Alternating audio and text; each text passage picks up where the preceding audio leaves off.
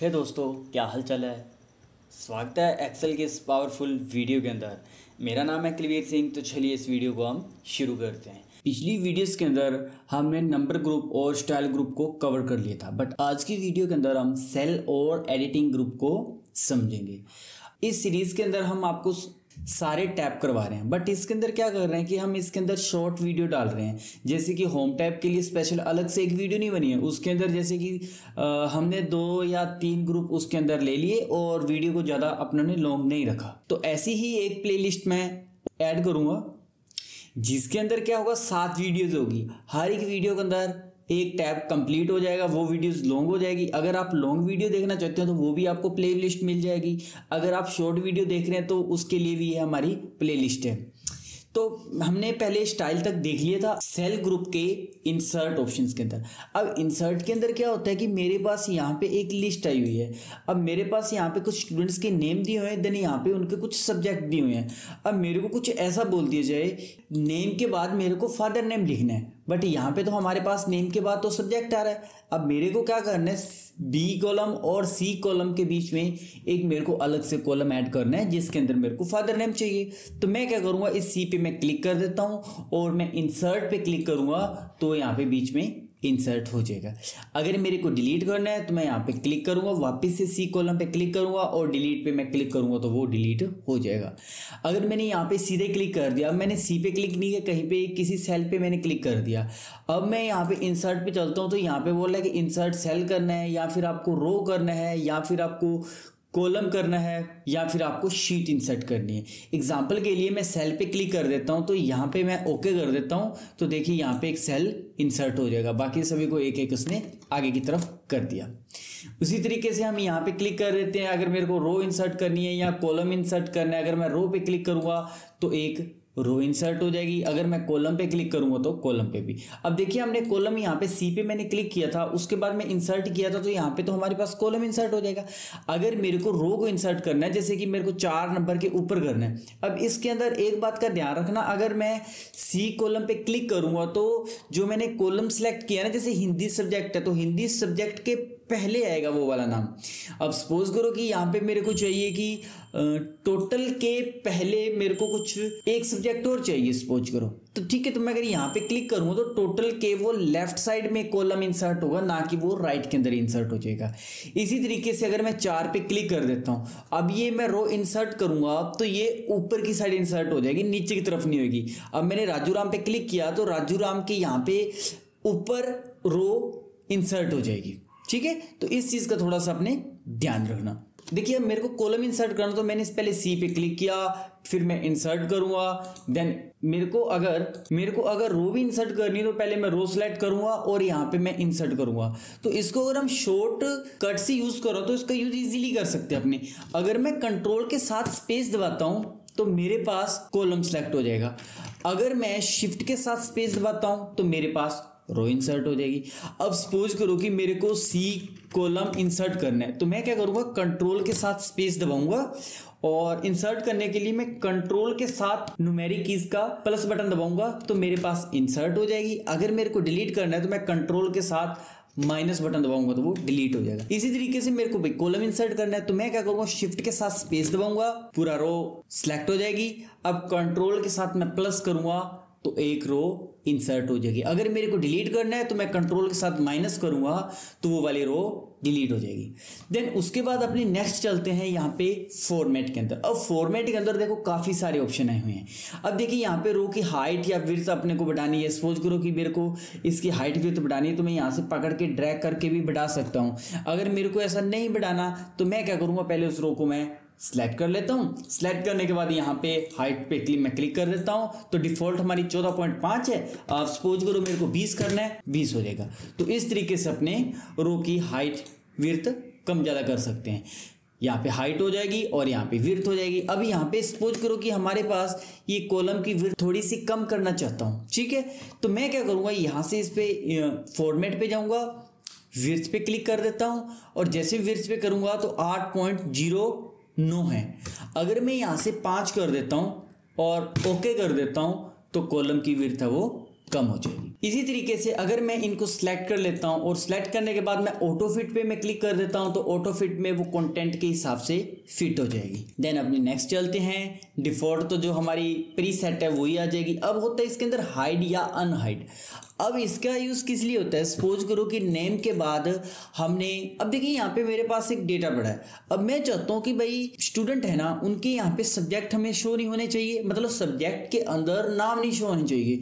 अब मेरे को स्टूडेंट के नेम और उसका टोटल परसेंटेज, मिनी, मैक्स और रैंक यही शो होने चाहिए। ठीक है, तो मैं क्या करूंगा, जिसको अपने हाइड करना है पहले उस कॉलम को मैं सिलेक्ट कर लेता हूं। सिलेक्ट करने के बाद मैं हाइड या अनहाइड पे मैं क्लिक करूंगा तो यहां से वो हाइड रो है या कॉलम है, शीट हाइड करना है, रो करना है, अनहाइड हाइड ये चीज़ करना है, तो हम यहाँ से भी कर सकते हैं। और दूसरा अपने को इसका सिंपल तरीका क्या है कि सबसे पहले आपने उस डेटा को सिलेक्ट कर देना है, आप उस पर राइट क्लिक कीजिए और यहाँ पे आप हाइड पे क्लिक कर दो। तो देखिए यहाँ पे हमारे पास बी के बाद एच कॉलम आया है, नाम के बाद सीधा हमारे पास टोटल आया।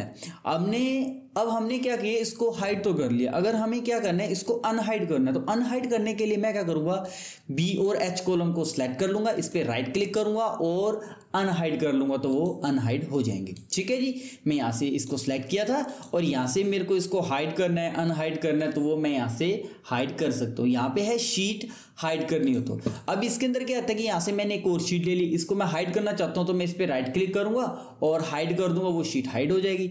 अगर मेरे को शीट को अनहाइड करना है तो मैं शीट पे राइट क्लिक करूंगा, अनहाइड पे मैं क्लिक करूंगा, जितनी भी शीट मैंने हाइड की होगी उन सभी की लिस्ट आ जाएगी। अब जिसको आपने अनहाइड करना आप उस पर क्लिक कर दीजिए, वो शीट अनहाइड हो जाएगी। चलिए जी, बढ़ते हैं अपने नेक्स्ट ऑप्शन की तरफ और यहाँ पे है टैब कलर। अब टैब कलर के अंदर क्या होता है कि इन टैब का अपने कलर अलग अलग दे सकते हैं। अब सपोज करो कि यहाँ पे हमारे पास एक किसी स्कूल का डेटा है, ठीक है, यहाँ पे 2010 का 2012 का डेटा है। अब मैंने सपोज करो कि यहाँ पे 2010 का डेटा, जिसकी चलो हम एक सिंपल एग्जांपल लेते हैं कि मेरे पास शीट 1 और शीट 2 है।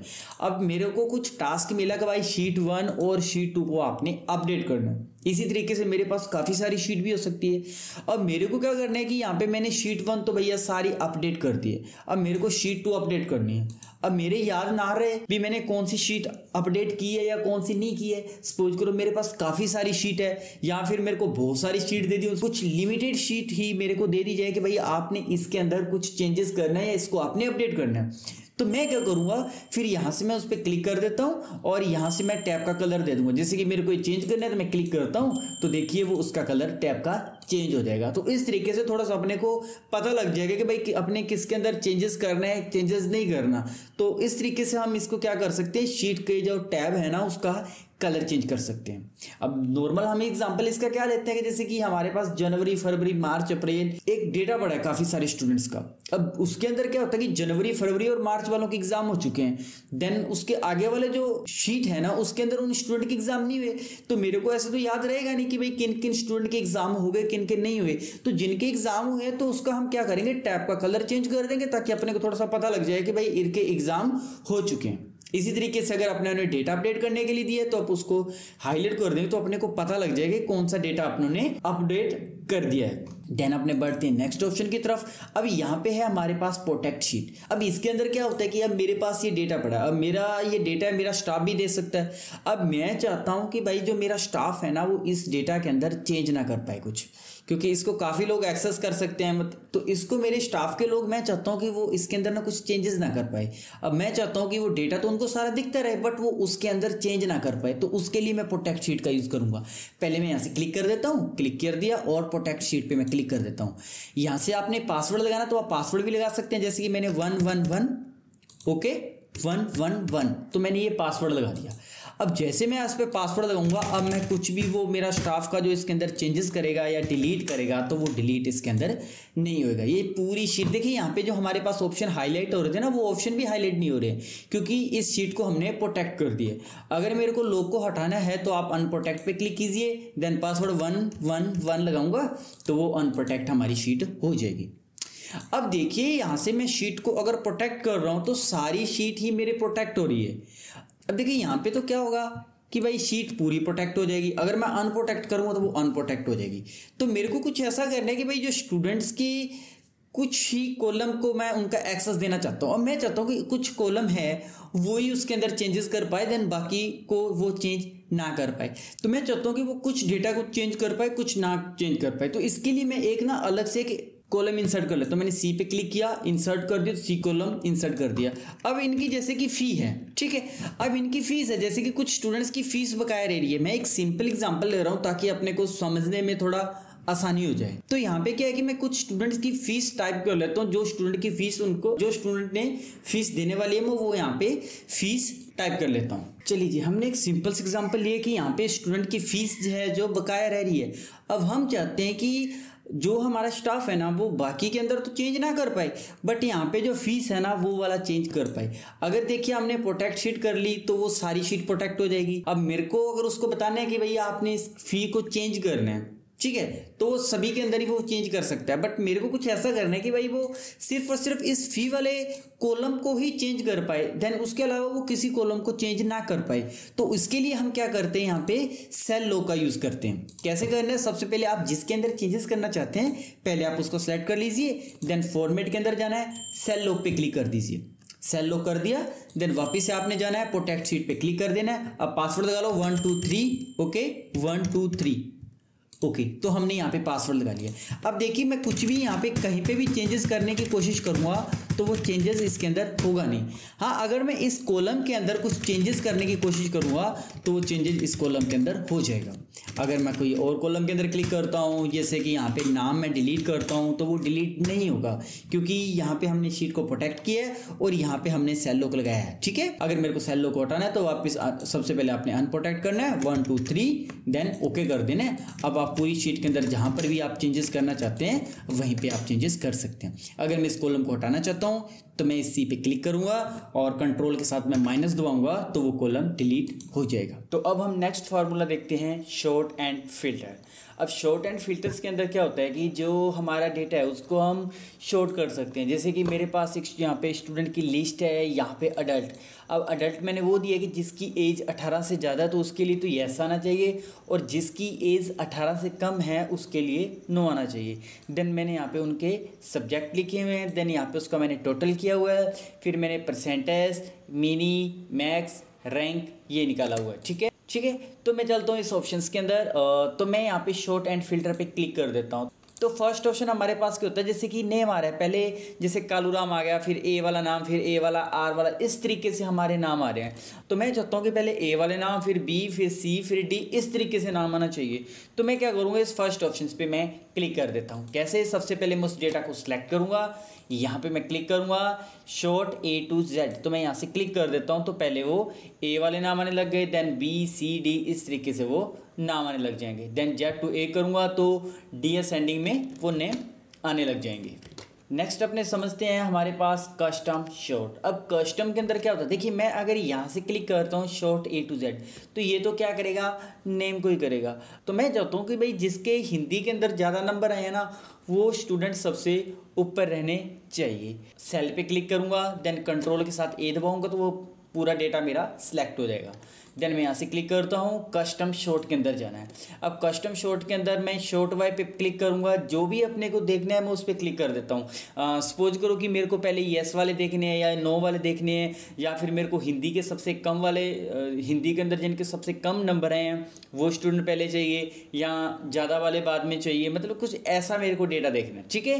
तो मैं क्या करता हूँ कि यहाँ पे मेरे को सपोज करो हिंदी वाले देखने के, हिंदी के अंदर जिनके अंदर सबसे ज़्यादा नंबर आए हैं मेरे को उन्हीं स्टूडेंट्स को देखना है, ठीक है। वैसे तो स्टूडेंट तो सारे आएंगे, बट जिनके ज़्यादा नंबर आए हैं मेरे को वही देखना है। तो मैं क्या करता हूँ, यहाँ से हिंदी सब्जेक्ट पे क्लिक करूँगा। देन यहाँ पे बोल रहा है कि भाई छोटे से बड़ा चाहिए, बड़े से छोटा चाहिए, इन ऑप्शन को भी अभी हम देख लेते हैं। देन यहाँ से मैं तो ओके करता हूँ। तो ओके करने से क्या होगा, यहाँ से जिनके सबसे कम नंबर है तो उस तरीके से आ रहा है, बट मेरे को क्या करना है कि जिसके सबसे ज़्यादा नंबर है ना वो मेरे को ऊपर की साइड रखना है। तो मैं वापस से जाऊँगा कस्टम शॉर्ट के अंदर, एंड यहाँ पे लार्जेस्ट टू स्मॉलेस्ट पे क्लिक करूँगा, ओके करूँगा। तो यहाँ पे जिसके सबसे ज़्यादा नंबर है तो उस तरीके से इनके नाम आने लग जाएंगे।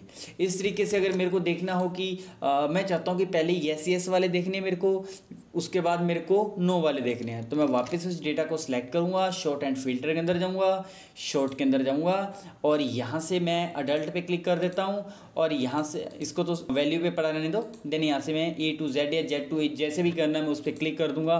तो पहले नो वाले आने लग जाएंगे, देन उसके बाद मैं अगर नेक्स्ट ऑप्शन पे क्लिक करूँगा तो येस वाले आने लग जाएंगे। ठीक है जी, क्लिक करता हूँ मैं okay Z to A okay, तो पहले येस वाले आने लग जाएंगे।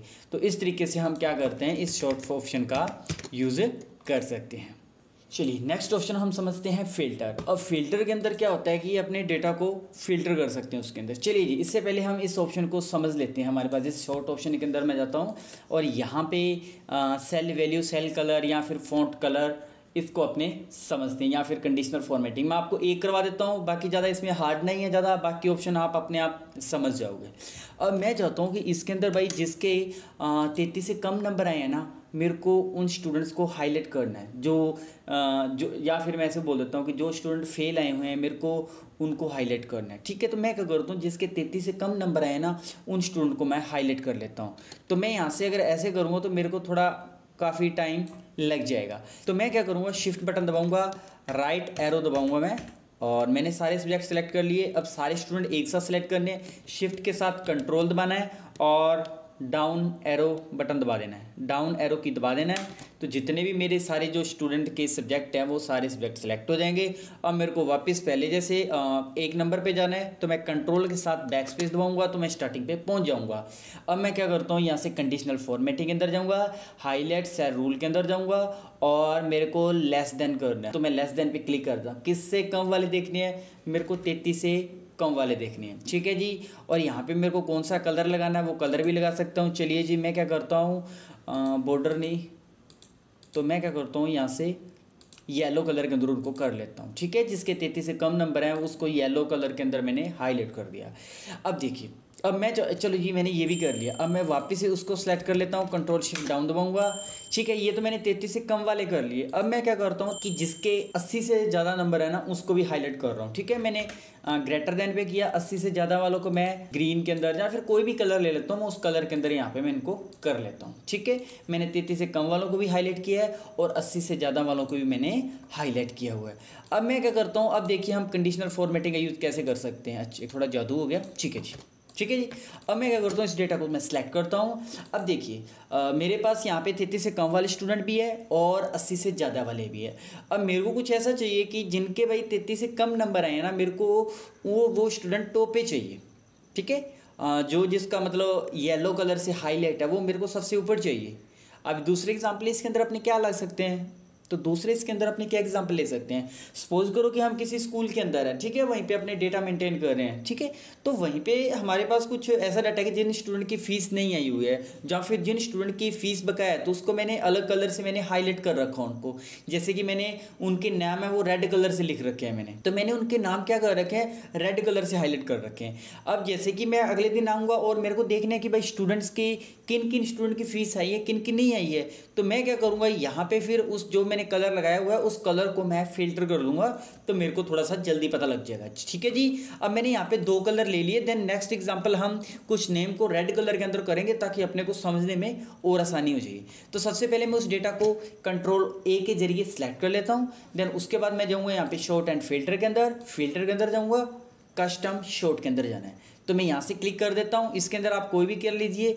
मेरे को जैसे कि सपोज करो कि यहाँ पे चलो मैं चाहता हूँ कि भाई इसमें कौन सा सब्जेक्ट करें, तो इसके अंदर मैं क्या करता हूँ, जैसे कोई एक सब्जेक्ट सेलेक्ट कर लेता हूँ। मैंने हिंदी सब्जेक्ट सेलेक्ट कर लिया, मैं हिंदी पे मैं क्लिक कर देता हूँ और जैसे मैं यहाँ पे क्लिक कर दिया और यहाँ पे सेल कलर पे मैं क्लिक कर देता हूँ। ठीक है, अब सेल कलर पे मैंने जैसे क्लिक किया तो उस सेल के अंदर 2 कलर आए हुए हैं। आप किसको हाईलाइट करना चाहते हो, तो ये मेरे को मतलब आप किसको टॉप पे रखना चाहते हो, तो मैंने येलो कलर सेलेक्ट कर लिया। अब बोल रहा है कि ये कलर आपको टॉप में रखना है बॉटम पे रखना है, तो मेरे को टॉप पे रखना है, तो मैं क्लिक कर देता हूँ।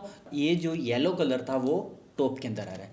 इस तरीके से यहाँ पे मेरे को क्या करना है कि येलो कलर को या फिर मेरे को ग्रीन कलर है ये दूसरा, ग्रीन कलर को ऊपर रखना है जो उनके कंप्यूटर के अंदर नंबर ज़्यादा आए हैं। तो मैं वही डेटा को सिलेक्ट करूँगा, शॉर्ट के अंदर जाऊँगा, कस्टम शॉर्ट के अंदर जाऊँगा।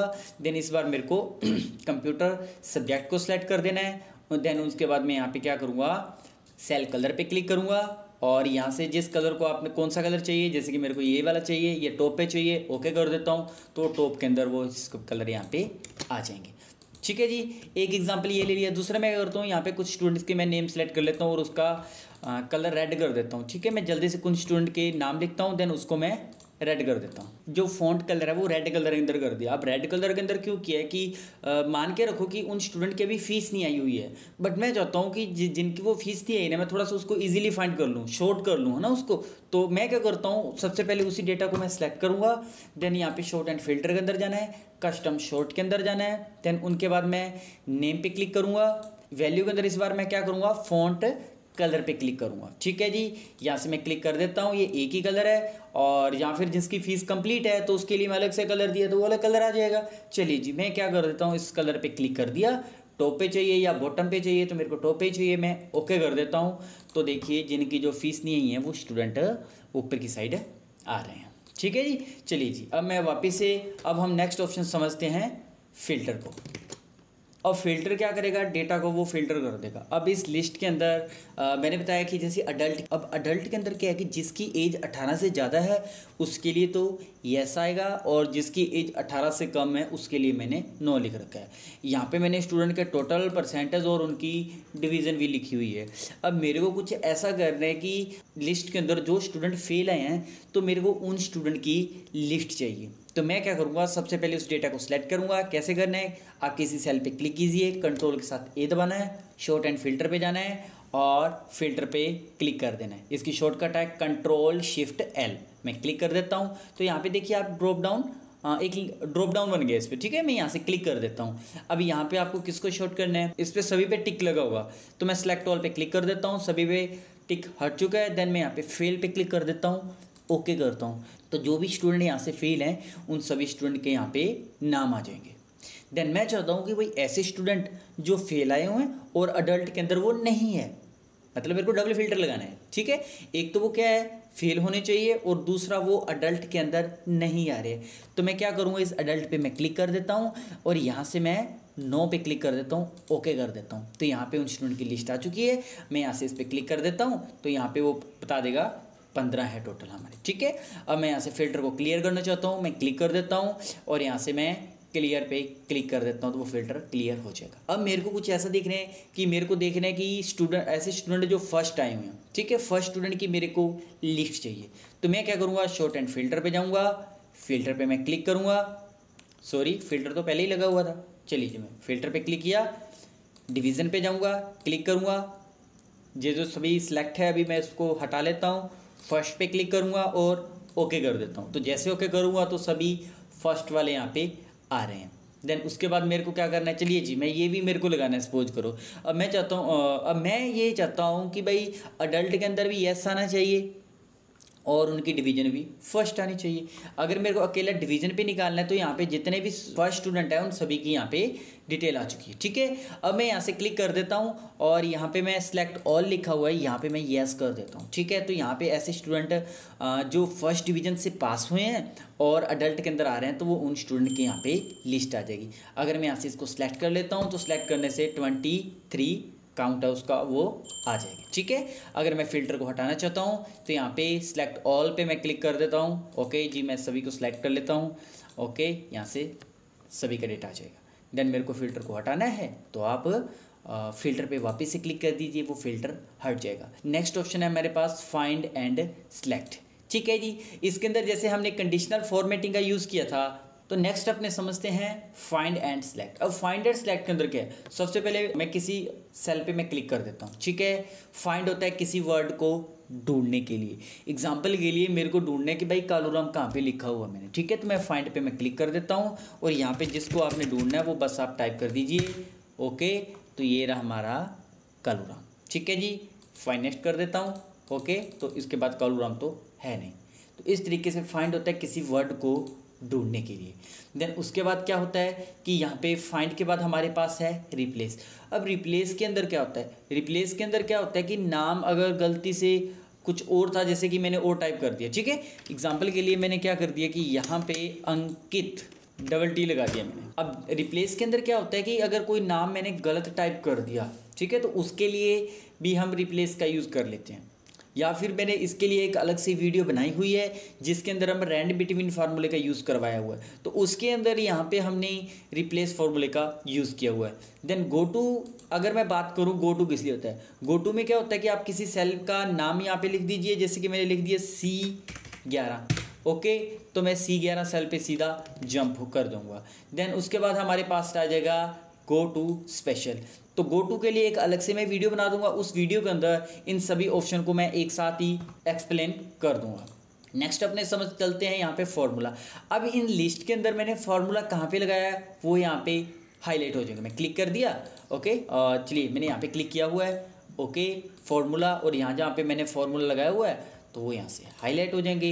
देन मैं यहाँ पे नेक्स्ट कर देता हूँ। कमेंट, अगर मैंने कोई कमेंट लगाया हो, कंडीशनल फॉर्मेटिंग लगाई हो, ठीक है, तो यहाँ पे जो भी मैंने यूज़ किया हुआ डेटा या फिर मैंने कोई भी इनमें से कुछ फंक्शन को अपने यूज़ किया हुआ, जैसे डेटा वैलिडेशंस हो गया, तो वो यहाँ से हाईलाइट हो जाएंगे। तो नेक्स्ट ऑप्शन आ जाएगा सिलेक्ट ऑब्जेक्ट। ये किसी ऑब्जेक्ट को हाईलाइट कर ये किसी ऑब्जेक्ट को सिलेक्ट करने के लिए होता है। देन नेक्स्ट समझ लेते हैं हमारा सिलेक्शन पेन। अब सिलेक्शन पेन में क्या होता है कि मैं क्या करता हूँ, एक यहाँ से एक शेप ले लेता हूँ। तो मैंने यहाँ पे कुछ शेप ले ली है, मैं वापस उस ऑप्शन पे क्लिक कर देता हूँ। सिलेक्शन पेन पे मैं क्लिक करूँगा, जो जितनी भी मेरे पास कुछ शेप वगैरह होगी या मैंने कोई चार्ट बनाया होगा तो उन सभी की यहाँ पे लिस्ट आ जाएगी। अगर मैं किसी को हाइड करना चाहता हूँ तो मैं इस आंख दिख रही है, इस आंख पे मैं क्लिक कर दूंगा तो वो हाइड हो जाएगा, इस पे मैं क्लिक करूंगा तो वो वाली हाइड हो जाएगी। इसी तरीके से हमारे पास अगर कोई चार्ट बना हुआ है, एक बार के लिए मैं उसको हाइड करना चाहता हूं तो मैं सिलेक्शन पेन के अंदर जाके उसको एक टाइम के लिए हाइड कर सकता हूं। हाइड ऑल से सारे हाइड हो जाएंगे, शो ऑल से सारे शो हो जाएंगे। तो आज की वीडियो के अंदर बस इतना ही। आई होप ये वीडियो आपको अच्छी लगी होगी। अगर ये वीडियो आपको अच्छी लगी है तो आप इस वीडियो को लाइक करें और अपने दोस्तों के साथ शेयर करें।